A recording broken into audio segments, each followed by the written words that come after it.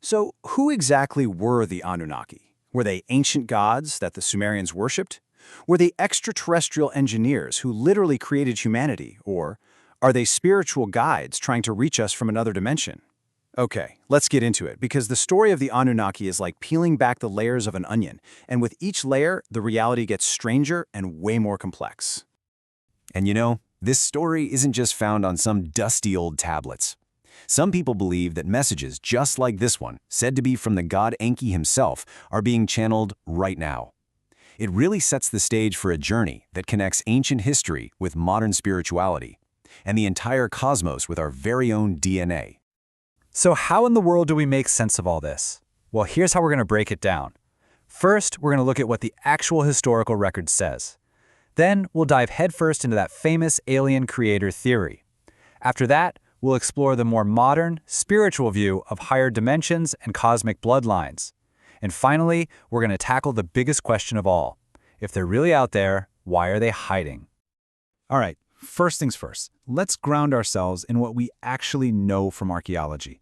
Who were the Anunnaki to the people who first wrote about them, thousands of years ago in Mesopotamia? So, what does Anunnaki even mean?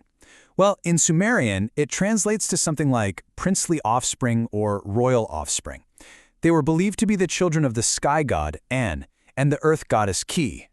Basically, you can think of them as the divine royalty of the ancient world.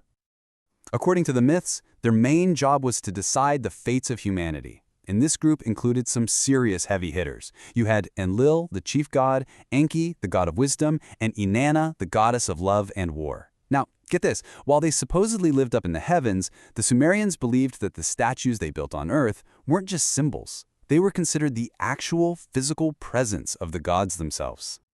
And it's not just the Sumerians, which is what's so fascinating. So many ancient cultures describe their gods using what really sounds like advanced technology. I mean, look at Hindu texts. You have stories of vimanas, these flying palaces or chariots for the gods. And that idea of the divine using technology, well, you're going to want to hang on to that thought as we move forward. And this is where the story takes a massive turn. Were these just myths? Or were ancient people trying their best to describe something real? Something that wasn't supernatural at all, but was just way more technologically advanced? That question leads us right into the second layer of this whole mystery, and it's the one you've probably heard about, the ancient astronaut theory. This theory flips the script and says the Anunnaki weren't gods at all. They were alien visitors, and they were our engineers.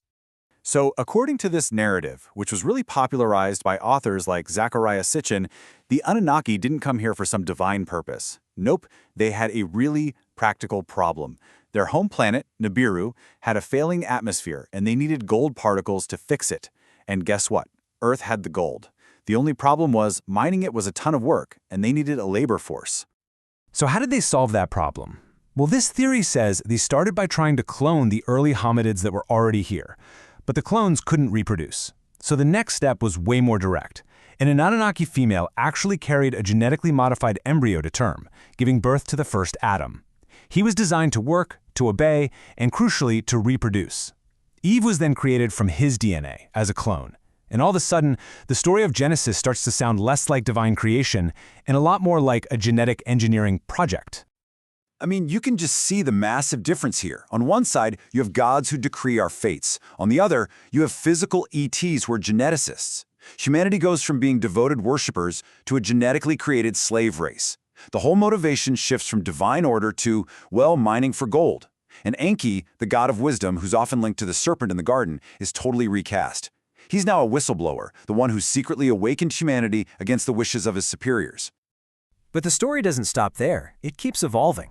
In more recent years, this idea of physical aliens has kind of merged with New Age spirituality. And in this telling, the Anunnaki aren't just miners from another planet, they're seen as these multidimensional guides, here to help kickstart a massive spiritual awakening for all of humanity. And this whole concept of awakening is really the key here. It's this idea that humanity is on the verge of a huge shift in consciousness, that we're about to move from a limited physical reality to a much higher state of being, what people often call the fifth dimension. And the Anunnaki, in this view, are here to help us make that leap. This brings us to this idea of a starseed. Now, in spiritual circles, a starseed is a soul that, well, didn't originate here on Earth. They're seen as old souls from other star systems. You might hear names like the Pleiades, Sirius, or Arcturus, who have chosen to incarnate here with a very specific mission: to help humanity and the planet ascend. So what's the difference between these dimensions according to this belief system? Well, the third dimension is basically our current reality, defined by things like fear, suffering, and separation. The fifth dimension, on the other hand, is described as the state of unity and unconditional love, a reality where things like miraculous healings and even what we'd call superpowers become totally possible. The whole goal of this spiritual awakening is to help us make that shift. And now this huge cosmic story comes all the way down to something incredibly personal: our blood.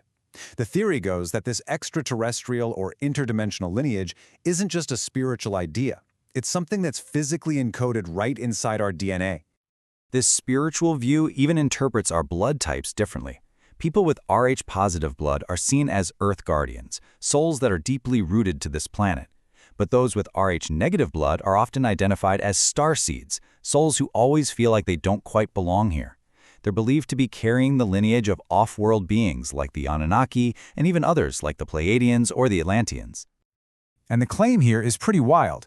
Now, mainstream genetics says Rh-negative blood is just from a gene deletion that happened right here on Earth. But this spiritual view says the lack of that rhesus factor is literal proof of an alien origin. And get this. In this view, an Rh-negative womb isn't just for carrying a baby, it's a stargate, a biological portal for these advanced souls to incarnate on Earth. Okay, so all of these theories, whether it's gods, aliens, or spiritual ancestors, they all beg one huge, obvious question. If they exist, and if they're so invested in us, where are they? Why isn't there open, undeniable contact? Well, one really fascinating answer is something called the zoo hypothesis. It's a possible solution to the famous Fermi paradox. The paradox being, the universe is so vast and so old, it should be crawling with life, but we see nothing. Where is everybody? The zoo hypothesis suggests they're here, all right. They're just watching us from a distance, like we'd watch animals in a nature preserve.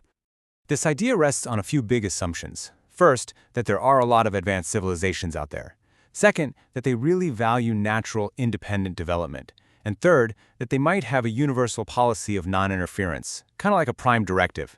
They're basically waiting for us to grow up, to reach a point where making contact wouldn't totally disrupt or destroy us. And what's so powerful about this idea is that it could actually explain all the different versions of the Anunnaki story. Are they gods watching over their creation? Aliens observing their experiment? Spiritual ancestors guiding our growth from afar? The zoo hypothesis gives a single reason for why in every single one of those scenarios they might choose to stay hidden in plain sight. And that leaves us right back where we started, with this central mystery. When you look at the ancient texts, the alien theories, and the modern spiritual beliefs, you just have to ask, what is humanity's true place in the cosmos? Are we just some forgotten experiment, a divine work that's still in progress, or are we, in the end, completely the masters of our own destiny? The answer, it seems, is still out there, waiting to be discovered.